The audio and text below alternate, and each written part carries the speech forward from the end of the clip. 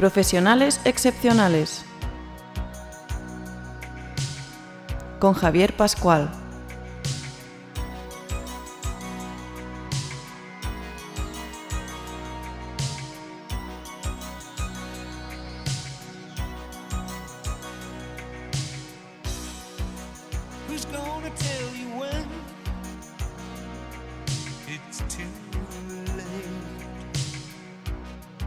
Con el patrocinio de la Fundación para el Fomento de la Innovación Industrial.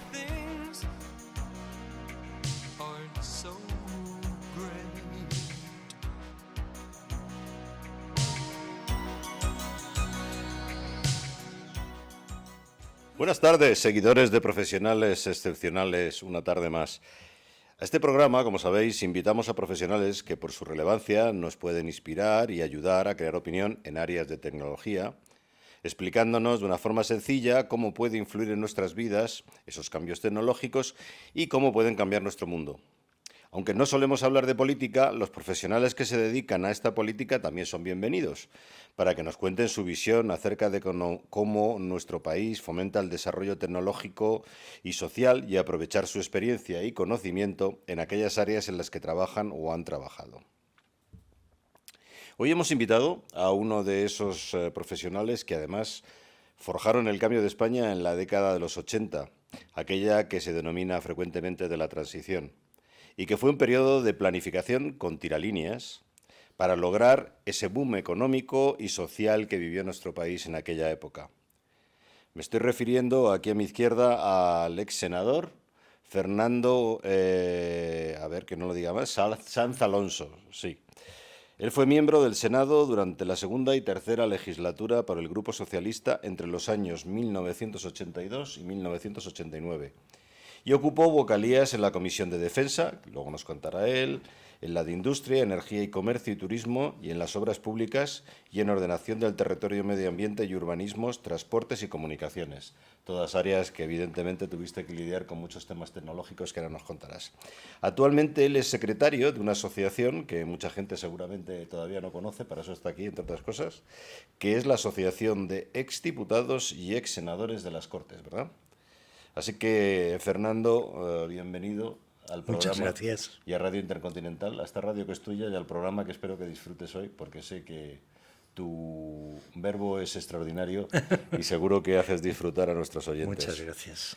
Así que mi primera pregunta es sencilla. ¿Los políticos nacen, se hacen, se forman bien, mal? Eso lo dejamos para luego. Y cuéntanos un poco más, ¿qué te ilusionaba cuando te afiliaste al PSOE, no? Pues mira, a ver, yo siempre he creído que el político nace. Un político es la conjunción pues, de temas familiares, ideas que vas oyendo desde niño, luego las vas matizando y tal. Y yo tengo probablemente, si me oyen o me ven mis amigos de la infancia, que tenemos un grupo de WhatsApp en las que nos pasamos todos los días cosas, nosotros vivíamos, yo nací en Puerto Llano, circunstancialmente, porque mi padre y mi madre se conocieron en Madrid. Mi padre en aquel momento trabajaba en La Marañosa y mi madre pues vivía... Claro, ya sé dónde te viene a ti lo de defensa, entonces. La Marañosa es uno de los centros de investigación, ahí trabaja mi mujer también. Exactamente. Y, bueno, pues la conjunción de muchas cosas que yo oía de mi padre, una biblioteca que tenía, que le encantaba leer, pues yo...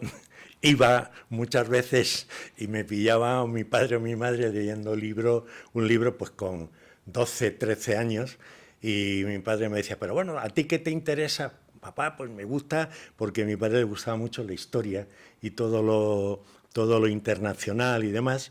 Entonces, estos amigos que vivíamos en Puerto Llano, yo nací en Puerto Llano, provincia de Ciudad Real, pero se daba la circunstancia que mi padre fue de los 4 primeros que llegaron a Puerto Llano, elegidos entonces por don Camilo, que era el mano derecha del fundador del INI, del Marqués de Suances, y llegaron allí y, claro, empezaron a construir. Lo primero que se construyó fue una central térmica que se abastecía de pizarra bituminosa que tenía Puertollano por un tubo y que hoy ya no puede revitalizarse esto, pero la última noticia que yo tuve de la mano de Carlos Solchaga entonces, cuando era ministro de Industria, es que todavía quedaban en el subsuelo de Puertollano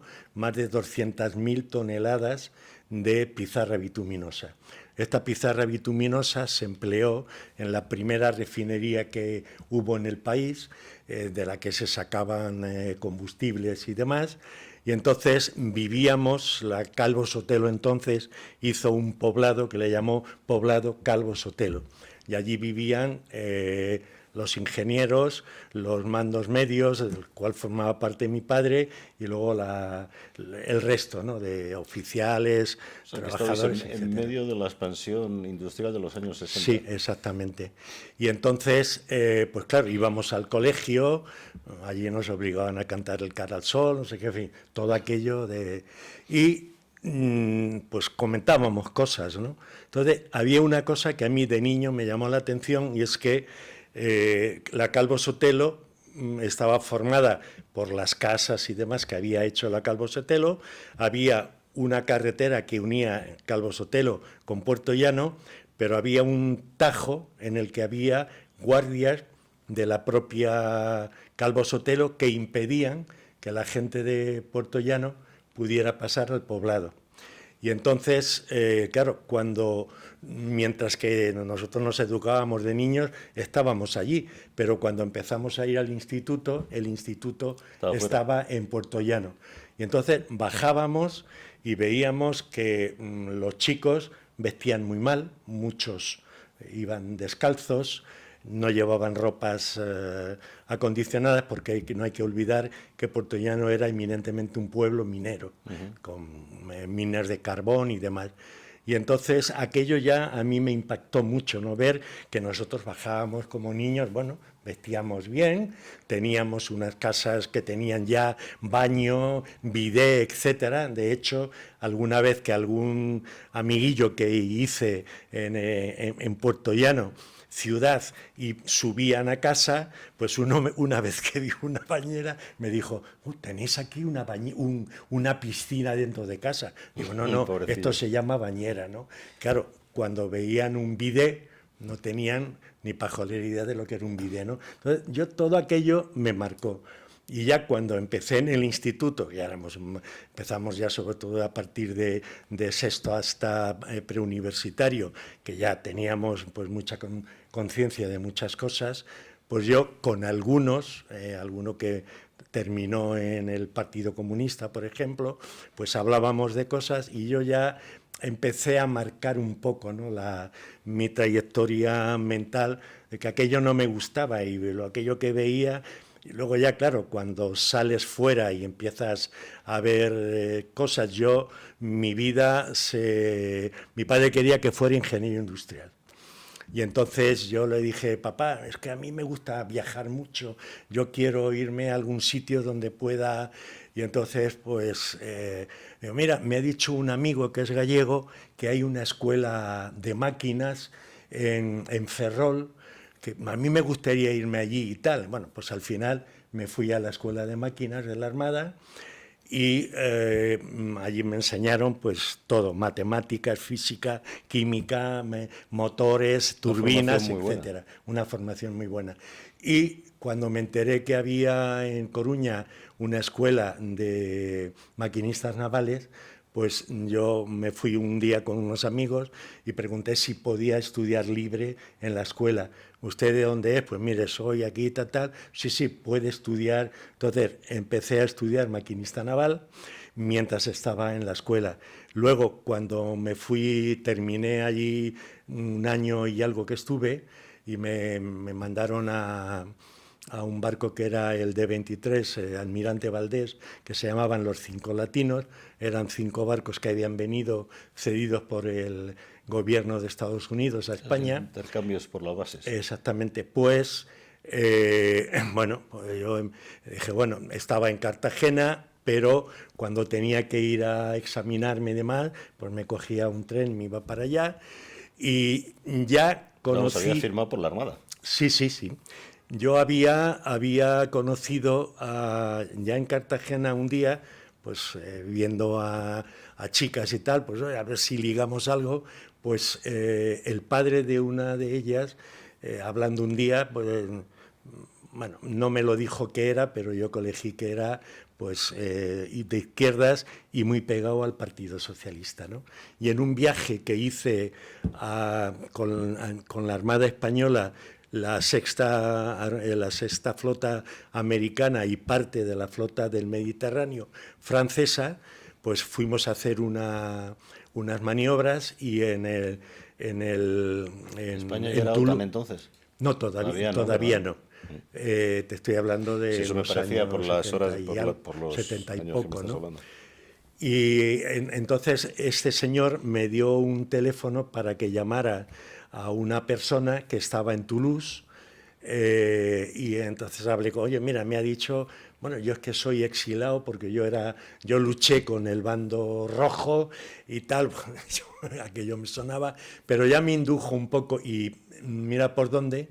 Conocí a un familiar de Carmen Bloise, que luego fue secretaria de Administración del Partido Socialista, y bueno, pues a partir de ahí ya empecé a ver determinadas cosas y conozco a mi primera mujer, que en paz descanse, que murió de cáncer de pulmón.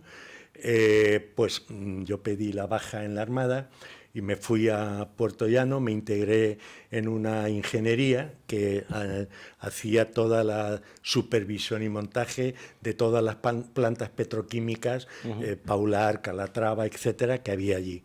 Y entonces yo, pues allí ya evidentemente ya había mucha gente que coincidía contigo, hablando y tal, y un día me dicen, oye, que van a venir unos de no sé dónde del Partido Socialista, bueno, yo quiero estar. Entonces empezamos a hablar, y en el año 75 finales, pues yo estuve con el entonces secretario general del partido a nivel interno, Felipe González, y bueno, y con una serie de compañeros empezamos, Manolo Marín, que en paz descanse, empezamos a organizar, oye, ¿cómo nos vamos a mover para constituir el partido en Ciudad Real? Y a partir de ahí empezó toda mi trayectoria política. Fui secretario general de la agrupación local de Puerto Llano. Luego fui primer teniente de alcalde en la primera legislatura municipal en España municipal, y siendo primer teniente de alcalde, pues un día me dice Manolo, oye, tienes que ir al Congreso como diputado y demás. Le dije, mira Manolo, acabo de tener una niña, yo en aquel momento ganaba mucho dinero que no me podía pagar el Parlamento, cuando me dijeron 40.000 pesetas, que era lo que se iba a poner. Hay que tener vocación. Yo ganaba más dinero que aquello, y dije, mira, yo me quedo aquí, yo sigo haciendo lo que tengo que hacer y ya está. Y cuando llegan las elecciones del año 82, ya no puedo decir que no, y aparte porque bueno, yo ya tenía otro niño, y bueno, ya tenía la vida más resuelta. ¿Cuántos tienes? En total, ¿cuántos hijos tienes? Yo tengo 2 hijos de mi primer matrimonio y uno de mi segundo matrimonio, y luego tengo 5 nietos, 2 de mi hija, 2 de mi hijo y otro de mi hijo pequeño. ¿Te ha servido? Sí, afortunadamente. Y entonces pues me vine al Senado y bueno, pues allí desarrollé... A pesar de que se cobraba poco. Bueno, en aquel momento ya Gregorio Peces Barba, cuando llega que es el presidente del Congreso, pues él en una reunión interna del grupo socialista dijo que bueno, que la gente no se podía vivir con ese dinero, y él puso un sueldo de, creo que era todos los meses 200.000 pesetas, me parece, o 200 euros, con lo cual en el año 77... ¿Y por qué entraste en el Senado? ¿Entraste en el Senado, no? Entré en el Senado, sí, ¿no? porque querían que fuera me propuso Manolo que fuera al Congreso. Pero dije, mira, en el Congreso estás tú, está Miguel Ángel Martínez y tal, y yo no me voy a pelear con nadie. No, pues llegamos al comité provincial, me eligen y me vengo al Senado.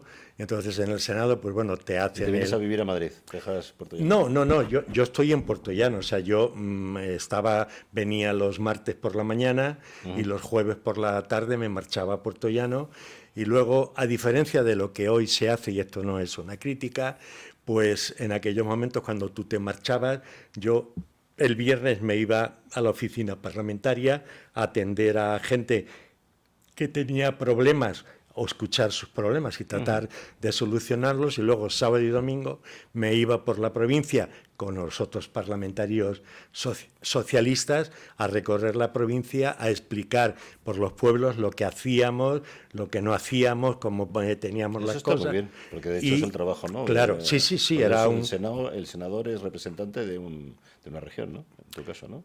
No, yo era senador por Ciudad Real, ¿no? Cada cual era senador. Luego, más adelante, cuando ya se aprobó la Constitución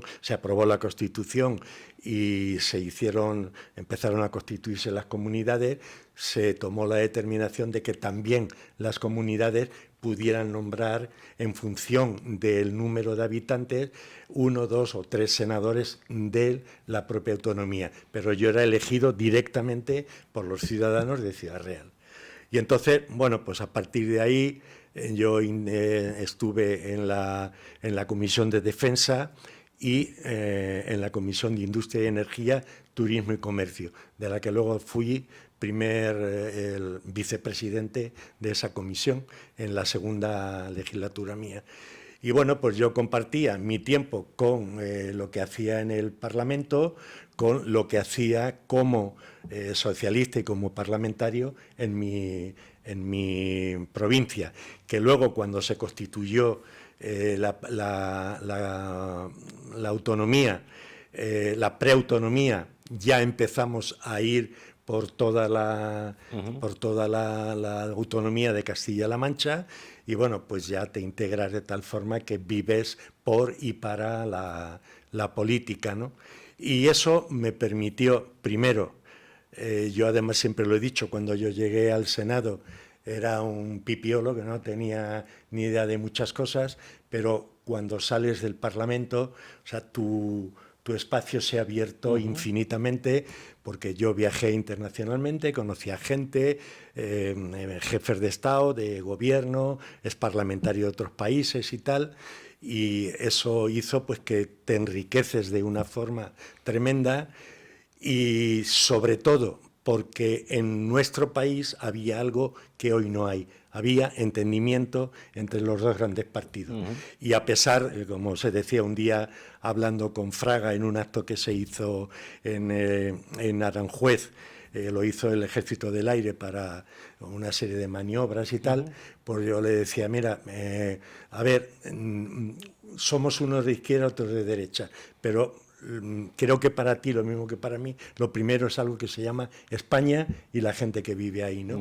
Y eso, Felipe, en un debate en el Congreso, recuerdo, además lo tengo perfectamente claro, que le dijo Felipe: señor Fraga, usted y yo ideológicamente no tenemos nada que hacer, pero debo de reconocerle como presidente del gobierno que usted tiene en la cabeza el Estado, y siempre que hablamos de políticas de Estado usted está ahí, cosa que hoy desgraciadamente no pasa, ¿no? Fíjate qué tiempos, ¿no? Entonces, bueno, todo eso pues te lleva a mí, mi formación, eso me permitió formarme en muchísimas cosas, conocer muchísimas cosas que yo no tenía ni idea de que aquello existía y demás.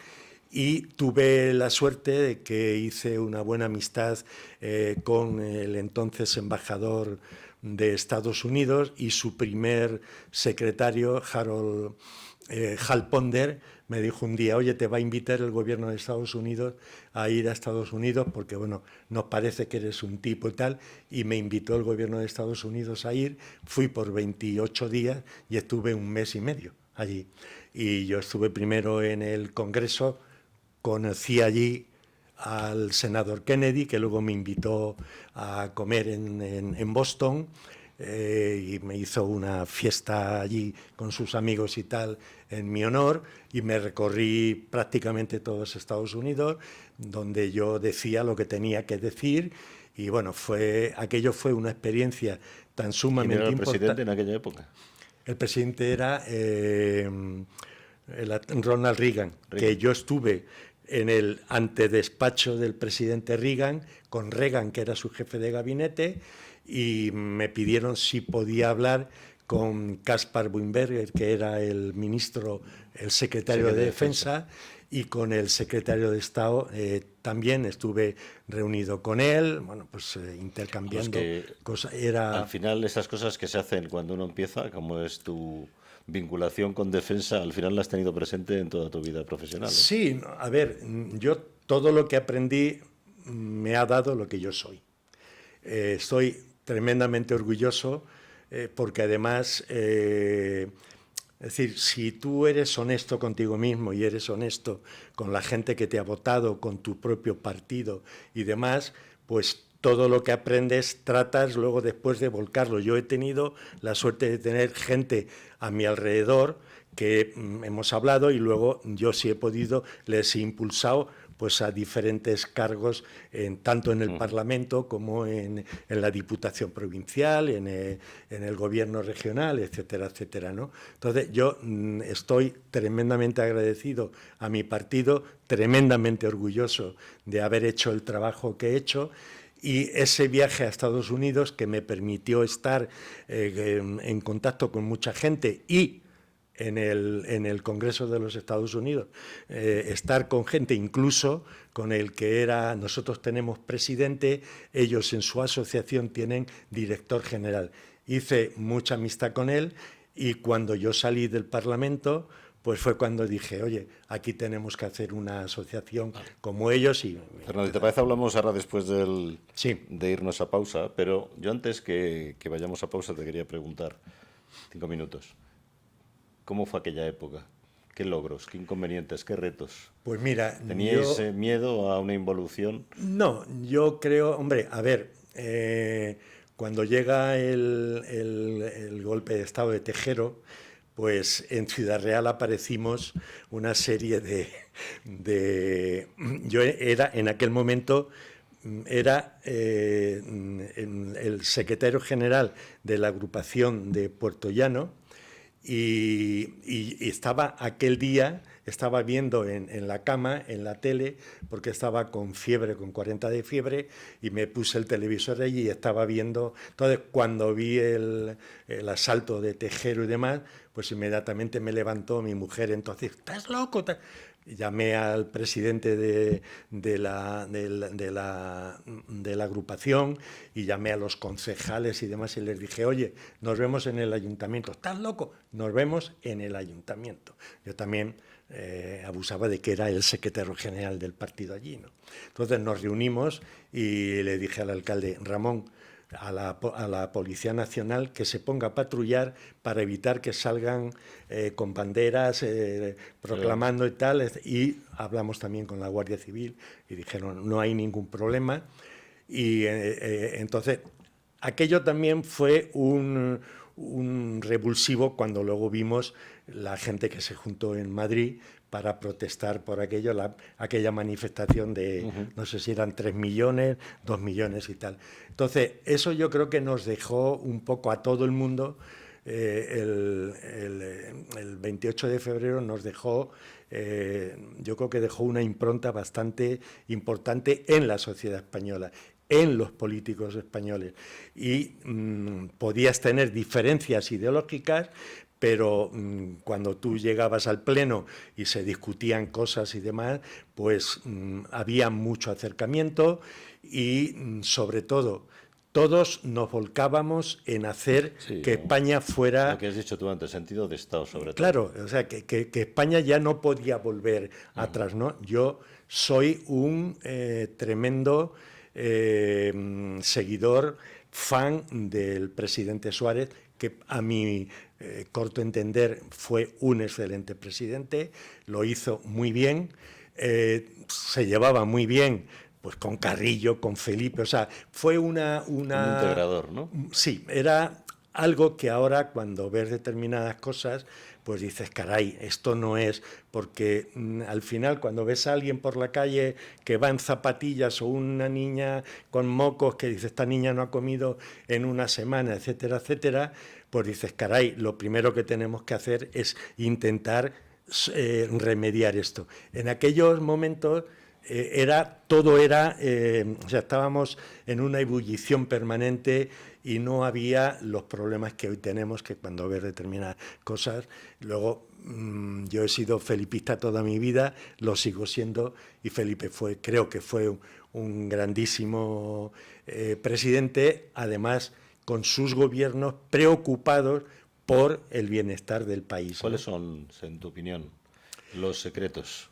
Pues mira, los secretos de que aquello funcionara tan bien y que hubiera ese desarrollo tan impresionante. Pues yo creo primero que no había, es decir, Felipe era el presidente, pero Felipe cuando se reunía con el grupo parlamentario, con los dos grupos parlamentarios, el del Congreso y el del Senado, conjuntamente con Alfonso, allí se discutía y tú levantabas la mano, pedías, oye, yo, perdóname, pero yo creo que lo que acabas de decir, y a lo mejor tú matizabas desde tu punto de vista y no te decían, que sal. No, había un entendimiento, había cosas, todo, incluso yo he hecho cantidad de gestiones con ministros para arreglar problemas de gente que me venía a visitar a la sede provincial del partido.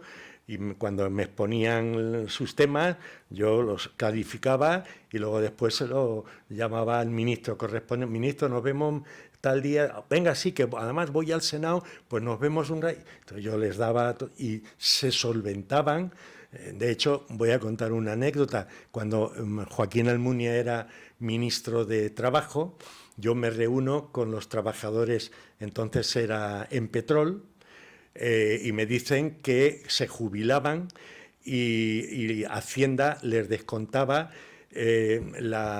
una parte de lo que ellos estaban pagando, un plan de pensiones privado que se lo calificaba como si fuera público. Aquello me parecía a mí una burrada, yo recojo todas las cuestiones que me cuentan, se lo digo a Joaquín Almunia se lo pasa al secretario de Estado y al poco me llaman para decirme, oye, enhorabuena, le ha costado a la Seguridad Social 9.000 millones de pelas, entonces no había euros, 9.000 o no sé qué, pero esto se ha solucionado. Bueno, cuando yo le digo a la gente, oye, que no, que os van a devolver esto, pues se quedan estupefactos. Es decir, también había la posibilidad de que un diputado, un senador, diputada o senadora pudieran hacer gestiones para que arreglar temas que la gente que había tenía. Más agilidad entonces.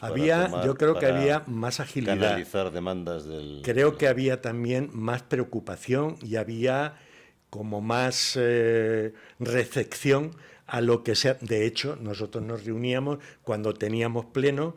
El día que teníamos pleno se reunía el grupo parlamentario y normalmente solía venir el vicepresidente, entonces Alfonso Guerra, y discutíamos, hablábamos de todo lo que tal, se exponían todas aquellas cosas que desde la vista de un parlamentario de provincias decías, se tomaban nota y luego te llamaban, oye, que lo que está solucionado o se va a solucionar o tal, y tú te sentías tremendamente reforzado y ibas a tu circunscripción con la cara muy alta de que las cosas funcionaban. Y funcionaban porque, en fin, había entendimiento entre unos y otros. Y ganas de escuchar. Y sí, ganas de escuchar. Luego, cuando las cosas se ponían un poco, pues lo que yo decía, la política de Estado que estaba encima de la mesa, ahí no había problema. Oye, luego las patadas debajo de la mesa, pues bueno, normal. Oye, esto no me gusta, pues la patadita y van una interpelación, una moción, una pregunta y tal, pues, pero nadie se enfadaba, y no insultábamos a ninguno. ¿Y luego de se los vais a comer juntos? Pues sí, luego yo creo que te conté el otro día lo de Álvarez Cascos, ¿no? Cuando se levanta, yo después de mi intervención, se levanta el Grupo Popular, se van, termina el pleno, salgo y se hace su cafetería y viene Paco Álvarez Cascos y me dice, oye, joder, has estado muy duro. Paco, por favor, que lo que has dicho, tú sabes como yo que tú además eres ingeniero de caminos y tú sabes que lo que estabas diciendo sobre un tema de energía nuclear no corresponde a la realidad. Y tal. Bueno, ahora, venga, vamos a tomar un café. Tomamos un café y luego nos fuimos a comer. Y era normal que nos fuéramos a cenar, pues gente del Partido Popular y gente del Partido Socialista. Y no pasaba nada, porque yo es que siempre he considerado la ideología es una cosa, pero no puede interrumpir tu amistad y no puede interrumpir lo que tienes aquí, que es un cerebro para pensar, ¿no? Muy bien, Fernando. Si te parece, hacemos un pequeño corte, vale, y seguimos luego hablando de vuestra asociación. ¿Vale? De acuerdo.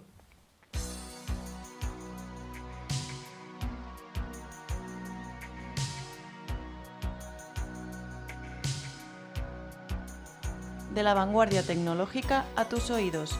Profesionales excepcionales. Iluminando el hoy y acercando el mañana.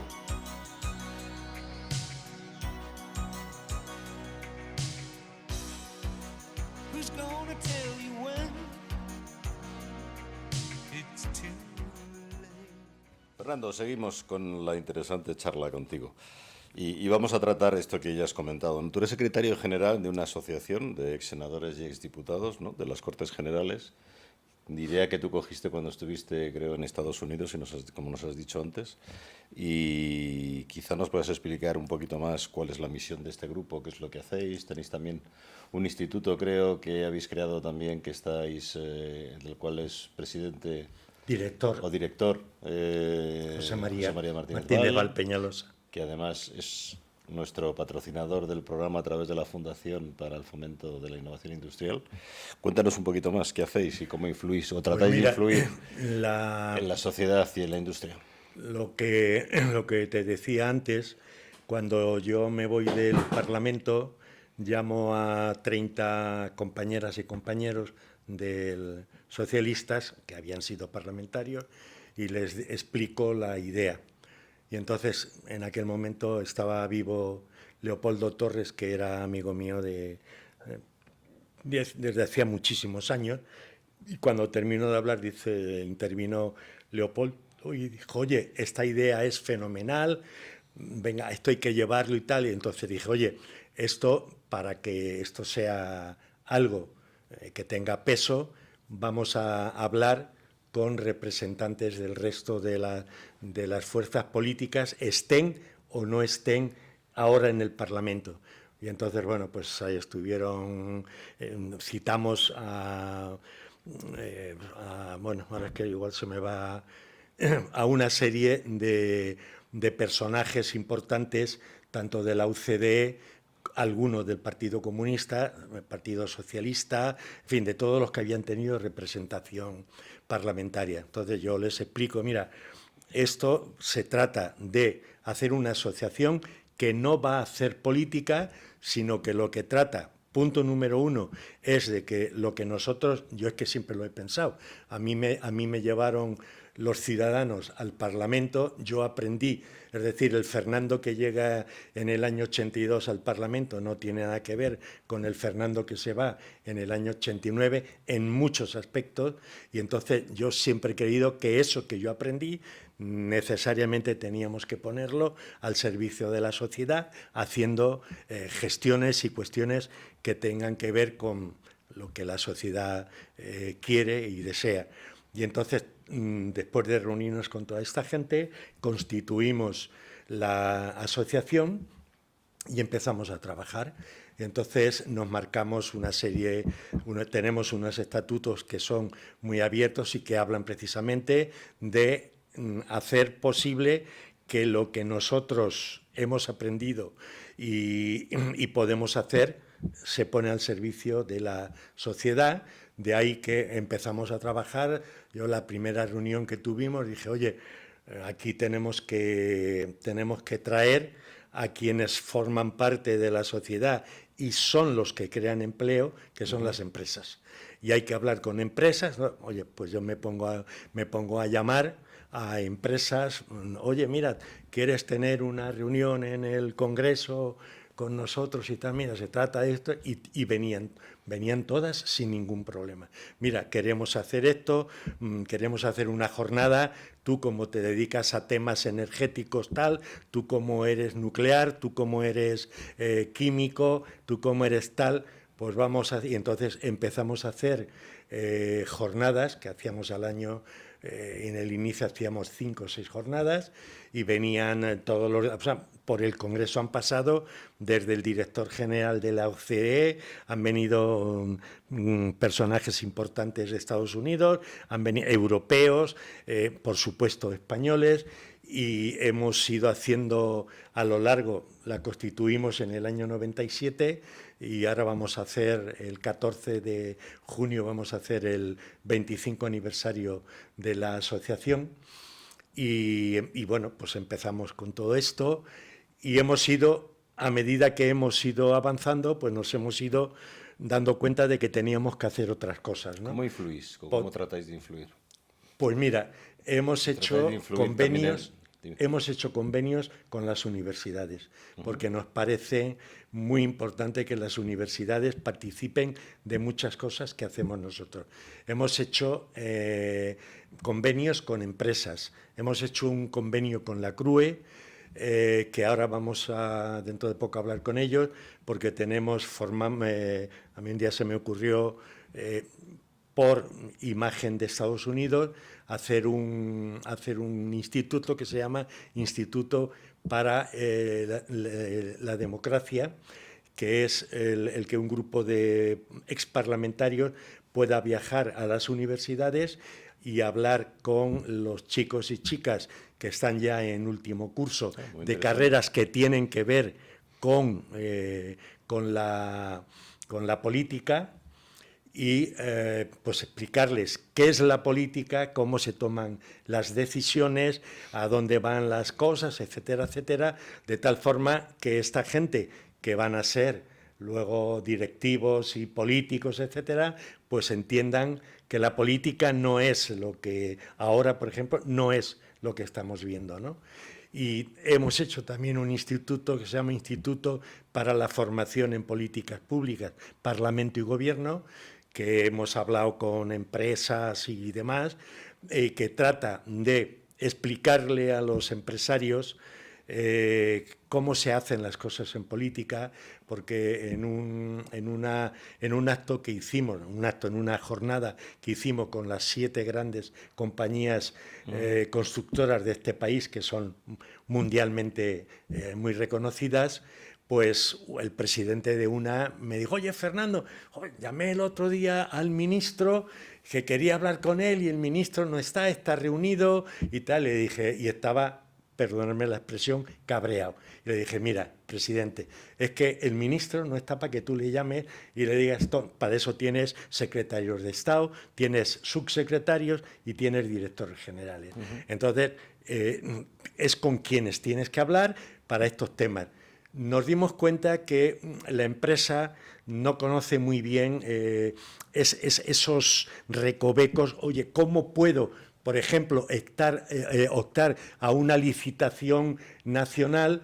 No va de compadreo, no, va de que, oye, si tú vales, pues tiras, oye, competirás con otros y tal, ¿no? Entonces, eso les gustó y, bueno, te puedo decir, sotoboche, que en muchas ocasiones me han llamado algún presidente y algunos directores generales y consejeros delegados, oye, Fernando, ¿qué vamos a hacer? ¿Qué te parece y tal? Pues mira, yo creo que tendríais que hacer esto. oye, tal, pues y luego me han llamado, oye, joder, fenomenal y tal. Bueno, yo creo que ese es nuestro cometido, el unir, y en eso estamos, ahora hablo del ICMI, de unir todo lo que puede ser resultante estupendo para nuestro país, en lugar de pelearte y en lugar de decir este es no sé qué, este es no sé cuánto, ¿no? Eso nos ha dado un prestigio incluso, porque no solamente aquí, sino en Europa y en fin... ¿En Europa hay también organizaciones de este estilo? Sí, nosotros formamos parte de la Asociación de Parlamentarios de los países miembros del Consejo de Europa y de la Unión Europea. Yo he sido, Manolo Núñez Encabo fue presidente y yo he sido vicepresidente de la asociación, y tenemos creo que un merecido prestigio, porque en Europa se valora mucho lo que nosotros, cuando se reúne el buró, Manolo y yo somos miembros del buró permanente, y cuando decimos cosas en fin, se valora mucho, ¿no? Y bueno, ahí tenemos también un encaje. Hicimos un encaje hace años también con el Parlamento Europeo a través de parlamentarios europeos del PP y del PSOE, y bueno, eso ha hecho que hayamos ido haciendo cosas que hoy, en boca de un presidente del Congreso no hace mucho, Fernando, si no existiera la asociación, habría que crearla, porque vosotros sois el ejemplo de lo que tiene que ser el país. Nosotros, por ejemplo, el presidente ahora es del PP, yo soy socialista, el secretario general, un vicepresidente es del PP y un vicepresidente es del PSOE.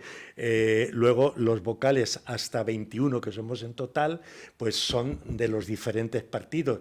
Nosotros no discutimos nunca de política. En 27 años nunca hemos votado, nunca. Yo que soy el que lleva los temas a la Junta Directiva, de acuerdo con el presidente.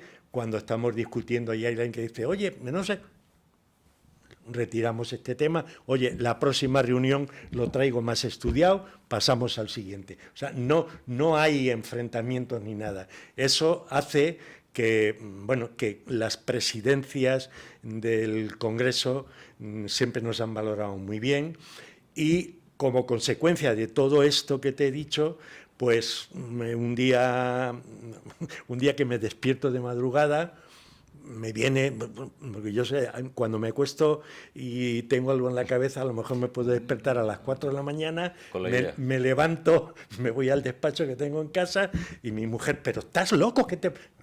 Vete a la cama que yo voy a terminar, porque si no lo hago, a lo mejor luego cuando me levante no lo hago. Y entonces redacté lo que sería el Instituto de Ciencia, el ICEM, Instituto de Ciencia para el Medio Ambiente, la Energía y la Industria, y dijimos, mira, esto no lo va a dirigir ningún miembro de la asociación, para que nadie diga que políticamente tal, y entonces...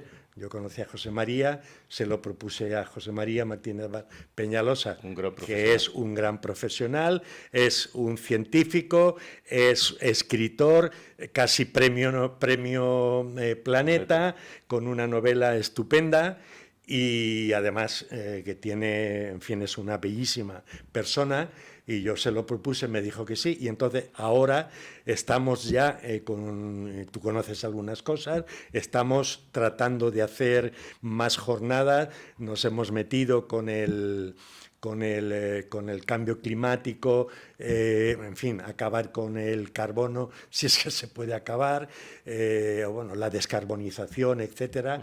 Y el año pasado hicimos el primer congreso de sostenibilidad y cambio climático. El 21 y el 28 de junio vamos a hacer 2 jornadas sobre esto, y tengo que decir y agradecerlo infinitamente que propusimos a Su Majestad el Rey ser presidente de este congreso, y aceptó.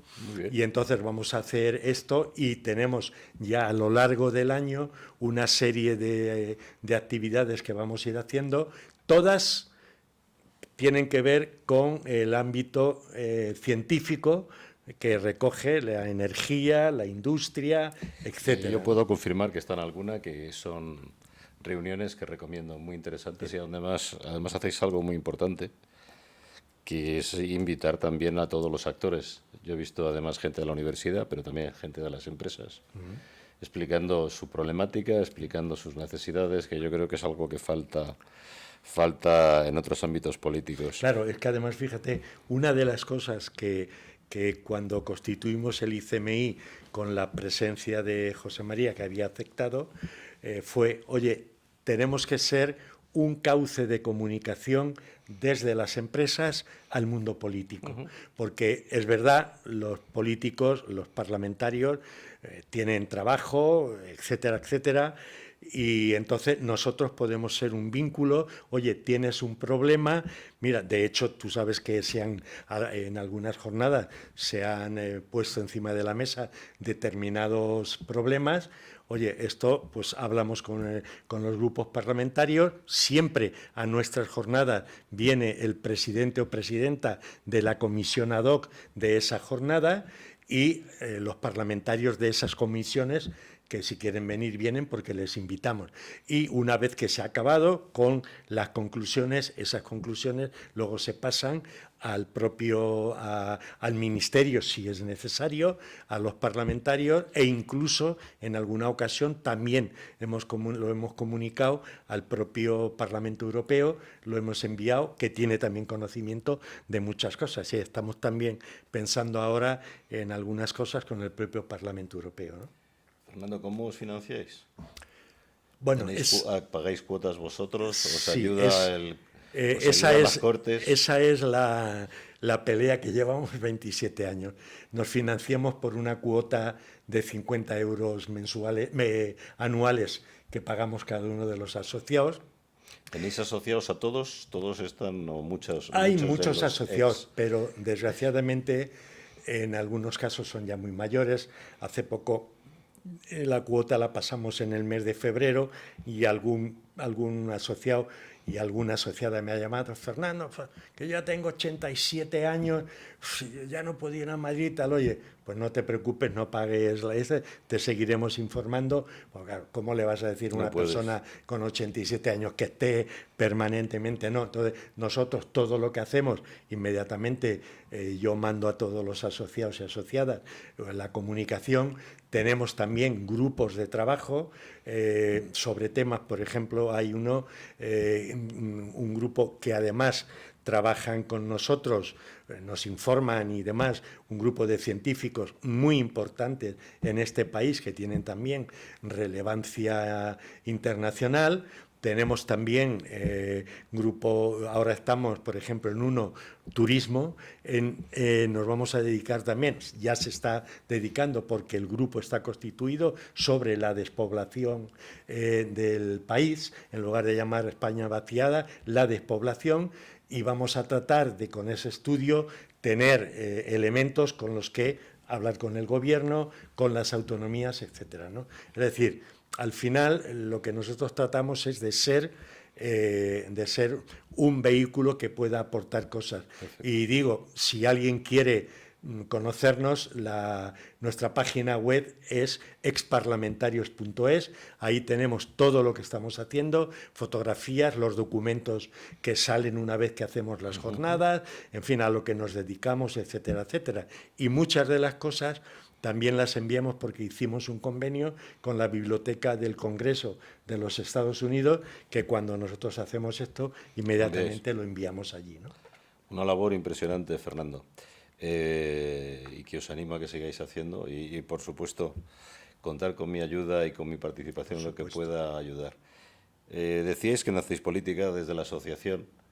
Yo sí que creo que, aunque no hagáis política directamente, bueno, tú lo has dicho, que pasáis informes y tratáis de poner en conexión, ¿no?, a las demandas de los empresarios y de la sociedad con el Parlamento, que yo creo que falta les hace, porque yo creo que están demasiado enredados hoy en día en sí mismos y escuchan poco y dialogan poco, ¿no?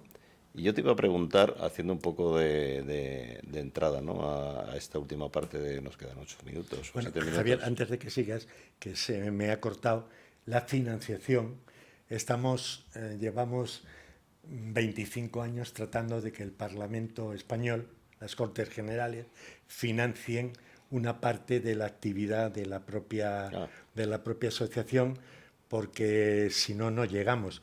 Afortunadamente tenemos a nuestro querido José María y la Fundación para el Fomento de la Innovación Industrial, que tenemos un convenio con ellos.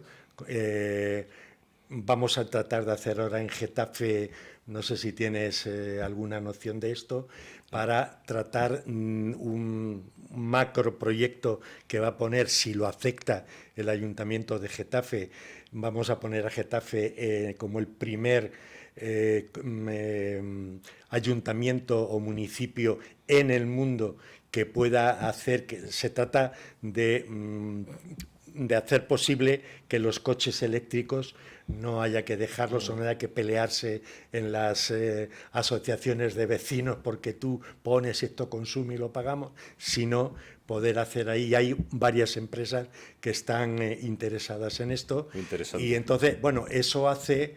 la Fundación de vez en cuando nos paga alguna cosa y tal, con lo cual tenemos escasez y tenemos dentro de pocos días una entrevista con la actual presidenta que espero que podamos convencerla de que una parte de lo que hacemos, además nosotros tenemos una empresa que nos lleva las cuentas y que todos los años se nos revisa, y tenemos dos personas de la propia asociación que revisan las cuentas, y el día 26, que tenemos el viernes que viene, que tenemos la Asamblea Nacional de la Asociación, pues allí damos cuenta de todo lo que hay. Es decir, que aquí estamos... Yo estoy seguro, no era mi intención sembrar la duda, sino todo lo contrario, resaltar el carácter altruista que tenéis. Volviendo a lo que te decía, y por rematar un poco lo que ya has esbozado durante toda la entrevista, yo creo que no sé si piensas tú, una de vuestra época de la transición, una de las grandes cosas que también ayudaron mucho al diálogo fue el permanente diálogo entre empresarios y gobierno, ¿verdad? Pero Felipe González se cuidó muy mucho a su forma, y todo es criticable, de la forma de gestionar las cosas, pero siempre tuvo en cuenta a los empresarios, ¿no? Yo creo que, ¿cuál es tu opinión ahora? Ya nos queda poquito tiempo sobre esto, ¿no? El ataque furibundo muchas veces y justificado al empresario, ¿no? Y volver otra vez a esto, a fomentar la guerra del proletariado, que ya no va a ningún sitio en un mundo moderno, ¿no? Este cántico comunistoide. Vamos, lo digo porque se oye, ¿no? ¿Qué es lo que crees tú que está pasando o qué podrías recomendarles? Mira, yo creo de forma corta, que sé que te gusta hablar. En aquellos momentos, en una reunión, no voy a decir quién lo dijo, muy conocido, dijo, oye, a lo mejor hay que empezar a decir que los puestos de trabajo no los crea el gobierno y lo crean los empresarios. Tienen su dinero, invierten y demás. No, por supuesto. Ahora, ¿a qué le compete al gobierno? Poner las bases para que no haya jurídicamente ningún problema y se puedan desarrollar una actividad empresarial, que yo creo que los empresarios, el otro día en una entrevista que le hicieron al presidente de la COE, a mí me gustó porque es cierto, es decir, los empresarios invierten su dinero. O sea, lo que no podemos hacer, y creo que en este momento lo hay, es, como yo soy de aquí y este es de allí, y creer que el empresario es facha, es fascistoide, no, el empresario arriesga su dinero, crea su empresa, trata de impulsar la actividad económica que tiene. Genera riqueza para todos. Claro, y lo que quiere es que le faciliten las cosas para que él pueda desarrollarse. Porque si te vas a Venezuela, pues entonces evidentemente no estamos hablando de la misma cuestión, ¿no? O sea que yo creo que eso lo hubo. Y yo recuerdo aquel dinero cuando Felipe nos informa a los dos grupos parlamentarios que la empresa española era obsoleta y había que poner un fondo para que las empresas acudieran a ese dinero y modernizarse. creo que fueron 60 y tantos mil millones de pesetas que se pusieron, las empresas acudieron todas a por ello, y yo creo que la empresa que hoy tenemos es la consecuencia de aquello que se puso, ¿no? Que se modernizó la empresa. Oye, ¿que se cerraron algunas? Sí, porque no tenían sentido, por mucho que le metieras, no podían ir, pero la empresa hoy, yo creo que nosotros, yo al menos como español, y salgo mucho al exterior, yo me siento orgulloso muchas veces de las cosas que me dicen fuera, ¿no? Respecto del país y respecto de las empresas, y que tenemos empresas que hay que sentirse muy orgullosos de ellas, de que tenemos esas empresas. Pues si entiendo bien, y para resumir, tu recomendación sería más diálogo. Diálogo, vosotros, y diálogo. Aunque estés durmiendo, diálogo. Diálogo y quizá un poquito más de profesionalidad en la política, ¿no? Sí, yo creo también que, a ver, los políticos no pueden convertirse en político y en agitador de la masa, ¿no? Es decir, cuando tú eres ministro, antes de decir 2 y 2 son 4, pues tienes que saber por qué 2 y 2 son 4, ¿no? Y luego eso llevarlo para que la gente diga, oye, porque yo creo, para no decir nadie más, en mi entorno familiar y de amistad, que hablamos mucho, pues todo el mundo te dice a veces barbaridades, ¿no? Porque es cierto que no hay ese diálogo que este país necesita para que se afiance y vayamos y seamos pues un país, es decir, como éramos, no sé, ya somos el cuarto, quinto, el 13º, 14º, pero que hemos llegado a ser, no sé si el 9º o el 10º de Europa. Pues ¿por qué no recuperamos? Porque al final eso es lo que te hace sentirte orgulloso. Yo digo una cosa que no sé si será verdad. Yo hace años, cuando iba por Gran Vía, y yo miro mucho la cara de la gente, ¿no? Y yo lo digo a mis amigos, compañeros, oye, yo veía antes a la gente con una cara de mayor alegría. Tú sales a la calle ahora y cuando miras a la gente, esa cara no es la de hace antes, años, ¿verdad? porque la gente tiene muchas preocupaciones. Oye, y un país como el nuestro, que tengamos 12 o 13 millones de personas hechas polvo, y que haya, no sé si son 3 millones de niños que tienen que comer porque hay que darles de comer, etcétera, etcétera, y que tengamos almacenes donde va la gente, incluso que trabaja para ir allí, que pueda comer. A mí, personalmente, yo no me siento orgulloso en este momento de mi país como tal, ¿no? De otras cosas sí, de esto no, y viva el Madrid, que espero que gane hoy. Muy bien, Fernando, pues mi más sincero respeto y enhorabuena por esa época en la que fraguasteis ese gran desarrollo de España, y por haber estado ya aquí en el programa, y enhorabuena también por esa asociación en la que pusiste tu semillita, y mucha suerte con la asociación y en conseguir fondos para que sigáis trabajando y haciendo cosas interesantes. Muchas gracias. De la vanguardia tecnológica a tus oídos. Profesionales excepcionales. Iluminando el hoy y acercando el mañana.